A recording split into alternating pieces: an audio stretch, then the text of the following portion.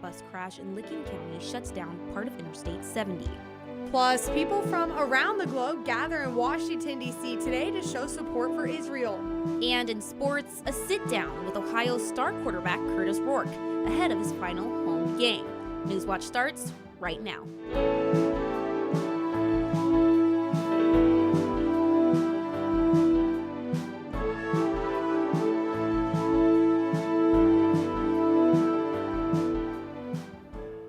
Good evening, I'm Reese Thompson. And I'm Silver Barker. Welcome to Newswatch. Earlier today, a charter bus carrying students from Tuscarawas County High School was rear-ended by a semi-truck on Interstate 70 in Licking County. There was a total of 57 people on board. 6 people are dead and others injured. School Superintendent Derek Voronsky says the bus was carrying students and chaperones to an Ohio School Boards Association conference in Columbus. The crash happened near State Route 310, about 25 miles east of Columbus. The cause is not yet known. However, I-70 at Route 310 currently remains closed as the Ohio State Highway Patrol investigates the crash. The injured are being treated at hospitals. Here in Athens, workers may have to brace for a big change soon as the bidding war is over and the city has decided to go with another solid waste provider. And that means another local business may be out of business. Joining us live in studio is Newswatch reporter Jack Green, who was at the city council meeting last night and has the very latest. Jack? Thanks, Silver. After months of negotiations, the city is parting ways with locally owned Athens Hocking Recycling Centers and going with Cincinnati area-based Rumpke Waste and Recycling. If you live in Athens, your trash bill will go up by at least $7 a month starting next year. The city received 2 bids from the garbage contract and chose the one with the lowest increase. Under the new contract, residents will be charged over $22 per month for 1 can and more than $31 for 2 cans. At a packed city council meeting last night, several residents urged the city to stay with AHRC. Carissa Cummings with AHRC says not renewing the contract will cause the company to make massive layoffs. And we will not have the same resources that we do now in 6 months. Council will take up legislation to change rates to align with the new contract. The contract runs through June 30th, 2027. Now, Jack, you mentioned that this was announced at a special session of City Council. What makes that special? Was anything else that was going on at that meeting last night? Yeah, Silver. So last night was a full regular session along with several committee meetings. Ordinances up for 3rd reading next week will increase parking rates in Athens by 25 cents. City Council will also be voting on the final plans for Phase 2 of the University Estates project. The plan would build roughly 25 new homes in the subdivision. In committee, council member Sarah Grace proposed an ordinance requiring tobacco retailers in the city to get a license. The goal is to help decrease the amount of people under 21 from buying tobacco products. Grace says with a license, the city can do compliance checks, much like how states do for liquor license. Council also asked the City Planning Commission to change how many businesses can hold a tobacco license in an area of the city. Council discussed plans to join Ross County on an application for the Appalachian Community Grant Program. The money would help plans fund to move utility lines underground along streets in Uptown Athens. Now, Council will have to move fast. The deadline to apply for these grants is December 9th. Reporting for Newswatch, I'm Jack Green, live in studio. Thanks, Jack. A public camping ban passed its 2nd reading at the Belpre City Council meeting last night. If this ban is ultimately approved, the ordinance would ban camping on public grounds in Belpre and would include fines up to $150 for a first offense. More violations could result in more expensive fines and even jail time. A final reading will be held at the next Belpre City Council meeting. Yesterday, Governor Mike DeWine announced that he is forming a new task force with the goal of examining problems within the state's juvenile justice and corrections system. DeWine says that the task force will look at the Department of Youth Services and through its partnerships with locally run youth prisons, it will eventually assemble recommendations on everything from safety to health and mental services to staffing issues. Current and former juvenile judges, prosecutors, and state legislators will serve on the task force, which is set to be led by former Department of Public Safety Director Tom Stickrath. And for a first look of weather out there, you can see that today we had that temperature high of 61 and that temperature low that we'll be feeling later tonight of 30. Those mostly sunny skies, this high pressure has been giving us some beautiful skies out there, and that'll be sticking around for these next couple of days. You can see that around the general area in Chicago, Pittsburgh, Louisville, they're having about the same temperatures here and throughout the Midwest. They are in those mid to low 60s. It's definitely looking fall-like for a lot of the United States. You can see over these past 24 hours, as you're looking into last night, it even dipped into those low 20s here in Athens. But once that sun came up, we are looking at those mid to high and even low 60s here in our area. You can see that once that sun sets, it does get pretty chilly pretty fast here in Athens. Currently at 42 degrees, still those clear skies, and that humidity is on that low side. We are in this special weather statement for looking at tonight and tomorrow for these fire risk warnings. So definitely if you light a fire or if there's any sparks out there, you're going to want to put them out fast. Those fall leaves do light pretty fast, and I'll be getting into that later in my show. Let's take it back to Silver.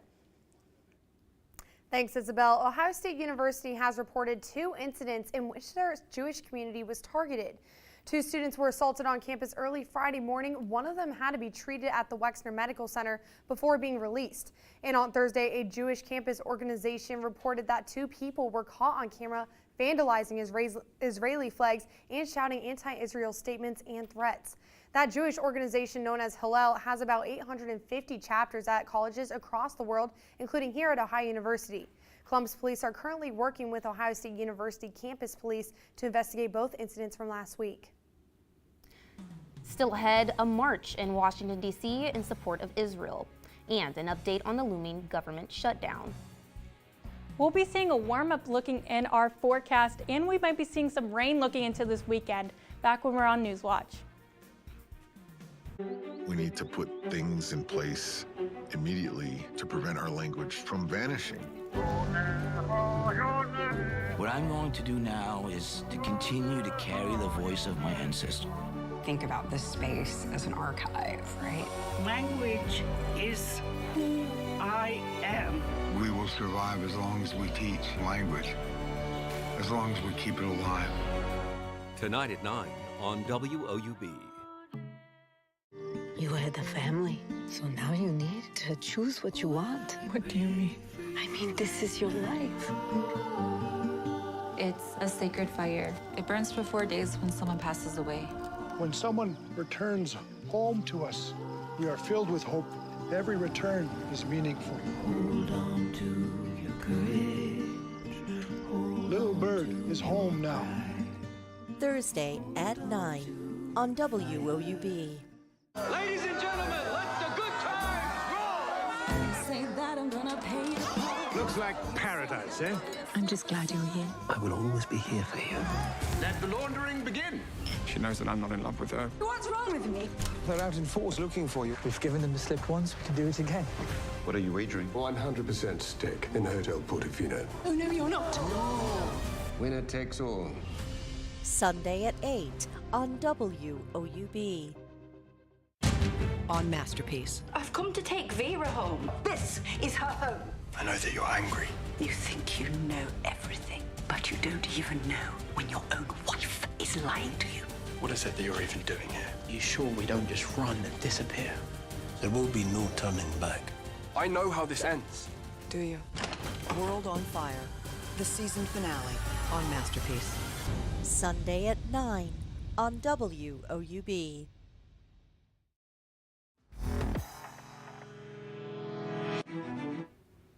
Tens of thousands of mostly Jewish people from around the U.S. are gathering on the National Mall in Washington, D.C. to show support for Israel. They demand more needs to be done to free the hostages still being held by Hamas militants in Gaza. Heightened security measures are in place for the event put together by 2 major national Jewish organizations. The groups emit concerns over potential counter-demonstrations or lone actors, though U.S. Capitol Police have not reported any credible threats. Laura Aguirre has more on the march that has been so far peaceful. A sea of Israeli flags, Jewish people and supporters gathering in the nation's capital Tuesday. We will stand on the National Mall in the most visible place in this country and say America will not stand for this. October 7th was a crime against the Jewish state, indeed against humanity. Israel will cease their counteroffensive when Hamas ceases to be a threat to the Jewish state. As Israel takes its retaliatory fight against Hamas into a second month, the toll on Gaza's civilian infrastructure has been devastating. Some march attendees worry the graphic images of war could shake President Joe Biden's pro-Israel stance. There's a lot of pressure for him to want to be moved in another direction, but so far he's supporting Israel. That's the most important thing. Still others have a deeply personal reason for attending the march. The Hamas terrorist organization killed my cousin Oria. Also in the spotlight at the rally, rising anti-Semitism, especially on some college campuses. Every university leader in this country has a responsibility to ensure that no student is intimidated or harassed on campus because of their religion. My grandchildren look back at this moment. I want to be able to say I was there at a moment where our community and our country needed me to stand up for our country and our future. I'm Laura Aguirre reporting. Meanwhile, in Gaza, Palestinian authorities are calling for a ceasefire in order to evacuate 36 babies from a hospital. Along with the babies, other patients are also trapped inside Israel's biggest hospital. Israeli forces have been battling Hamas in the streets surrounding the hospital and have claimed more land in northern Gaza. Hamas has taken shelter in the Shifa hospital, and now they are surrounded by Israeli forces and low on supplies. The House votes to prevent a government shutdown. The House voted 336 to 95 to keep the government funded till January. This was the first big test for new House Speaker Mike Johnson, as he was tasked with reaching across the aisle to pass the budget. Senate Majority Leader Chuck Schumer says he is happy with the bipartisan effort to keep the government open. Now I am pleased that Speaker Johnson seems to be moving in our direction. The bill now heads to the Senate. If it is not passed and signed by President Biden by Friday at midnight, the government will shut down.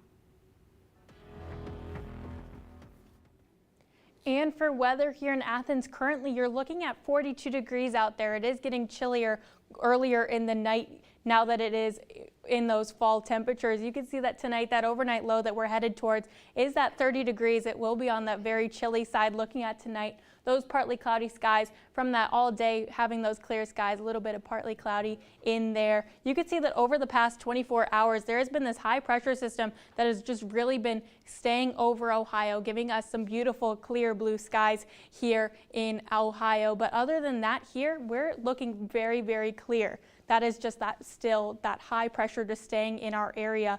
The only thing that is really happening is because of that high pressure system really drying us out, giving us those clear skies, is this special weather statement for that fire risk. If you're having any fires, if you see a spark, make sure to put that out, make sure that it's fully out. Those fall leaves are pretty, but they are good kindling for any kind of wildfire that we might have in the area. Looking at tomorrow, we are going to be seeing this warm up, looking at these next couple days, that temperature high of 65. It is going to be warming up these next couple days just that little bit, and that temperature low is still going to be that cold 34 degrees.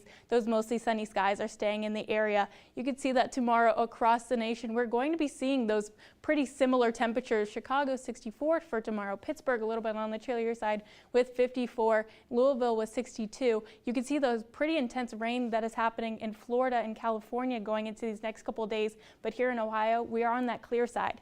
You can see that high pressure still in our area. Any kind of rain is just happening Florida and beyond, but here it is on that clear side.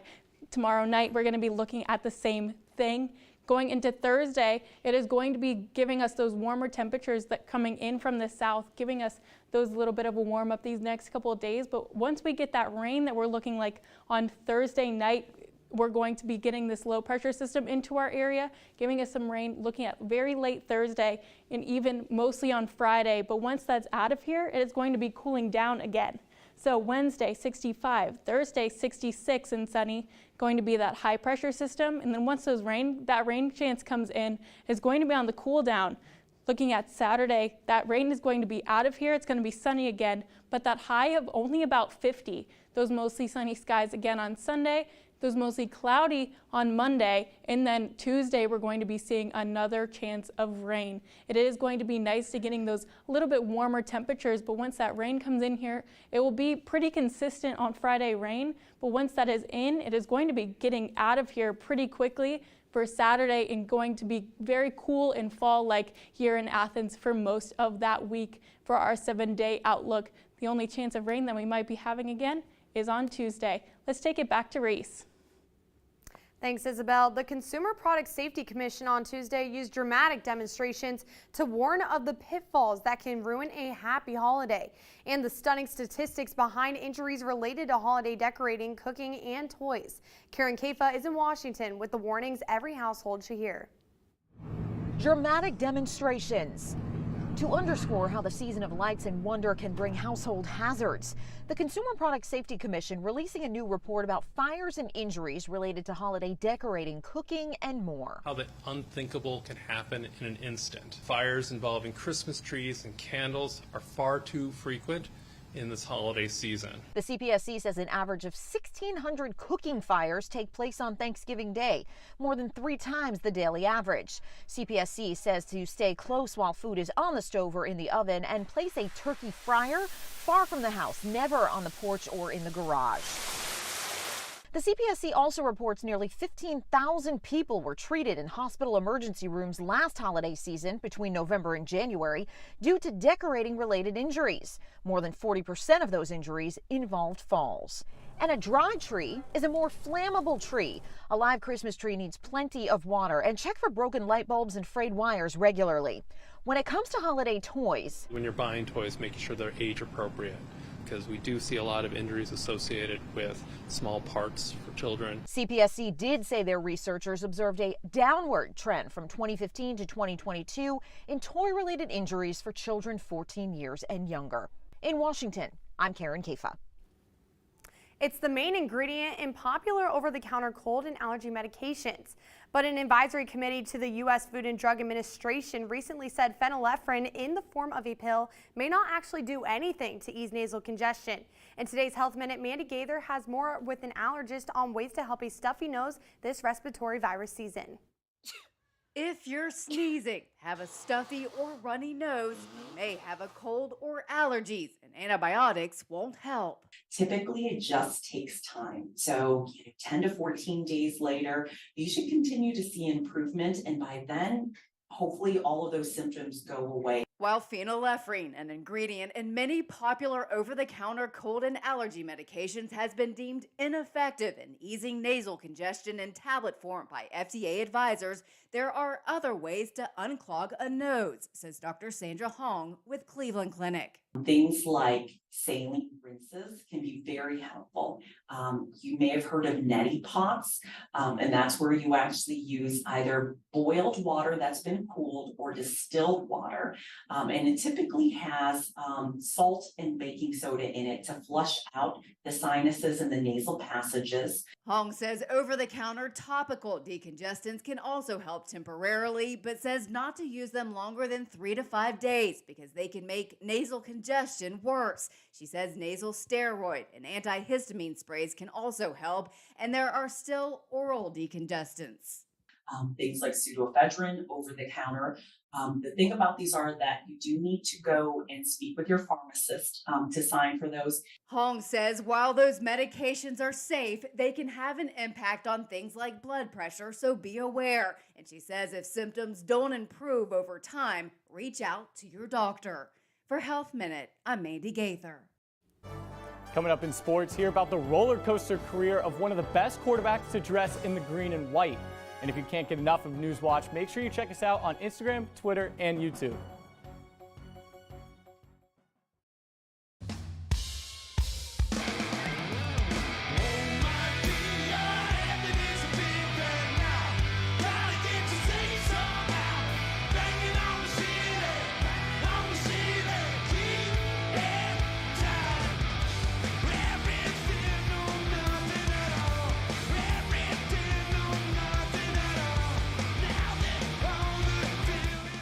Saturday at 10 on WOUB.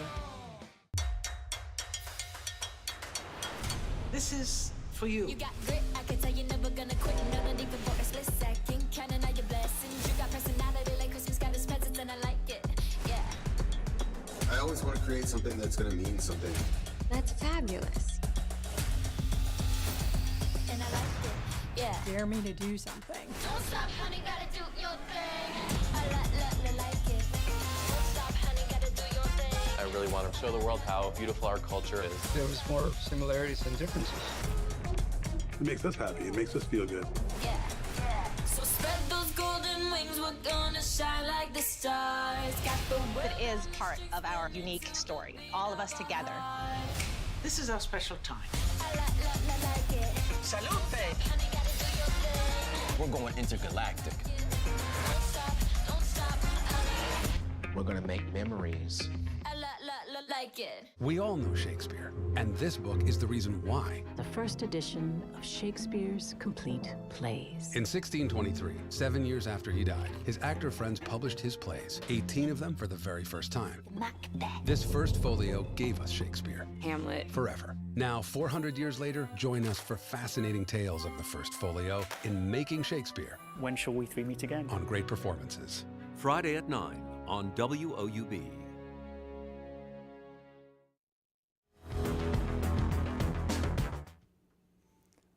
Welcome back to Newswatch. I'm Aiden Crowley. The Ohio football team will race behind Rufus and his motorcycle one more time this season. Tomorrow's the last home game for the Bobcats, and it's the last time a loaded senior class will take the field. One of the biggest losses, star quarterback Curtis Rourke. Rourke has enjoyed one of the best careers in Ohio football history, but it hasn't come without its ups and downs. I sat down with the Maple Missile to go through his unforgettable journey. What makes the most sense is just to take it chronologically. So 2021, obviously just not really the season I think that anybody in the building really wanted. What was the major challenge for you coming in, and then like the learning process of obviously being at the helm? That was just definitely a season that was filled with a lot of aches and pains. It was a season that, you know, I think we were all trying to understand. And Coach Albin's kind of first year came in mid-summer kind of thing, and we were all trying to understand what he was going to bring to the table. I never was able to get fully comfortable, I felt like, that season, and I think as a team we felt like we underperformed and we had more to give. Like you mentioned, just kind of getting the experience, getting the games in. What did you learn about yourself? I think the biggest thing that I learned, but I think a lot of my teammates learned, is that, you know, what it takes to win a game and what it takes to be a good team. Was there a moment where it just kind of clicked for you? We went to Penn State. You know, we obviously lost, but there was a lot of really good moments that came from playing a really good team. And I went to Coach Albin at, you know, I think it was the end of garbage time, and I was like, I think we're gonna be all right. And he said, absolutely. The Ball State game, week 11, you go down with the ACL tear. Just how big of a competitor you are, and having to sit on the sideline, especially during that stretch. How difficult was that for you to kind of sit on the sideline? It was very tough. You just want to be able to help your team in whatever way you can. And even though, you know, CJ was playing, he was playing fantastic. You know, you still wanted to be able to help in whatever way you could. You battled quickly to get back on the field. Just walk me through that off season, how hard you had to work in order to get back to game shape. After the surgery, I met with Sergio, and when he said, well, typically it's about 9 to 12 months, and I said I'm going to do whatever I can to get as close to the 9 months as possible. What was the drive to get back on the field? Sitting those 3 games out made me realize, again, the childhood love that I had for the game. That week 0 game, Coach Albin was kind of mentioning he expected some rust, but there wasn't any rust. How did it feel to finally be out there again? I was definitely nervous, for sure. It was definitely, you know, I reached that goal of being back and being able to play, and I felt great. And being at that first drive, you know, we converted on that third and long, and you know, threw it to Sam, and I was like, praise the Lord, right? I'm back. We joke all the time. We always see a smile on your face, no matter what's going on. How are you able to keep such a positive mindset despite all the adversity that you faced? I think it just sets, I know my identity's not in my sport. My identity's, you know, in Jesus, and I'm playing for him, and so I know at the end of the day, you know, if I work as hard as I can and I give him my all, you know, God's gonna be happy in me, and so that's definitely kept me going and kept me, you know, working as hard as I can. The last chapter of his inspiring story gets written against Central Michigan. Maria Manessi and I will be live from Peden, so you won't want to miss Newswatch tomorrow. Thanksgiving is coming up, and there are ways to find a deal for your meal. And along with that, first, here's a look at what's coming up tonight on your public television station. We'll be right back. I got a call from our imam. He said our mosque is on fire. We don't want any kind of a witch hunt. The fact that this was a mosque raised many red flags. And this, ladies and gentlemen, is a hate crime. Victoria is at a crossroad. You can no longer sit by and say, this isn't my community, because it is. Everybody says we're all in it together, but I don't think that's the case. Tonight at 10 on WOUB. Ria, don't take my picture. As her mother Rosa's dementia progresses, Ria Tajiri is witness and participant. Didn't your mother show you how to break basic? You're my mother. Together they find new meaning in caregiving while confronting immense loss. Are you the mama too? Yeah, I don't know. Wisdom Gone Wild on POV. Monday at 10 on WOUB. WOUB is recognizing members of our Cornerstone Society. The Cornerstone Society is a group that wants to ensure the future of public media in our region. It includes people across our area who value news, entertainment, and cultural programming, as well as the educational services WOUB provides. Also included are graduates of Ohio University who took part in the WOUB Student Professional Development Program. Thanks to the Cornerstone Society for their generous support. To learn how you can be involved, email woub@woub.org. It's a quest to save millions. Not one or two, it's millions of lives. We need a transformational tool. Now, the inside story. It didn't work, it didn't work, and it didn't work. And then after many tweaks and changes, it did. A new vaccine that could change the world. Wow, this is real. The battle to beat malaria on Nova. Wednesday at 9 on WOUB.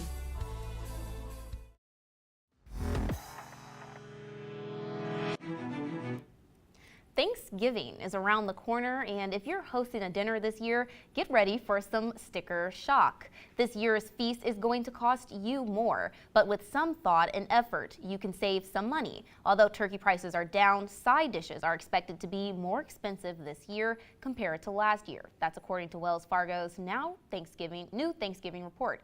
Some tips include starting the shopping early, trimming down the menu, and shopping smart by seeking out good deals for your meal. Thanksgiving plans, you guys have any? I'm going home. Me too. I'm excited. Yeah, and eating a lot, honestly. Oh yeah, mashed potatoes. I'm too excited for that. Absolutely, but stay near that stove, you know, no fires around here. So that was definitely crazy. Good thing I'm not cooking. Yeah. I should not be in charge of Those that. light up Yeah, fast, stay near that man. stove, absolutely. Yeah. Okay, Yeah, well, it's we're gonna scary. go ahead and pass it over to Isabel with a look at final weather.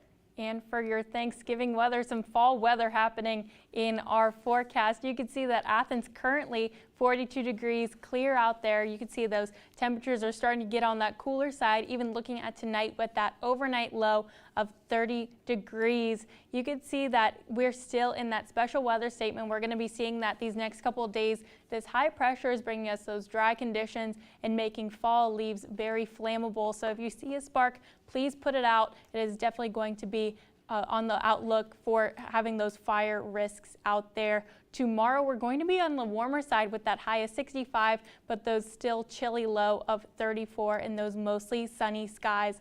Looking at that 7-day outlook, we're going to be on that warm up these next couple of days. On Thursday, that high of 66. Once we hit Friday, we're just going to have showers, just that one day of pretty bad showers out there. And once we're done with those showers, it's going to be cooling us off looking at this weekend. Then we might be seeing some more rain looking as we're getting closer to Thanksgiving on Tuesday. So definitely stick back with us. And that does it for our broadcast this evening. Thanks for watching. For Aiden Crowley and Isabel Isco, I'm Reese Thompson. And I'm Silver Barker. Stay tuned for the PBS NewsHour coming up next. And remember, you can find the latest news anytime at WOUB.org or follow us on social media. Have a great night.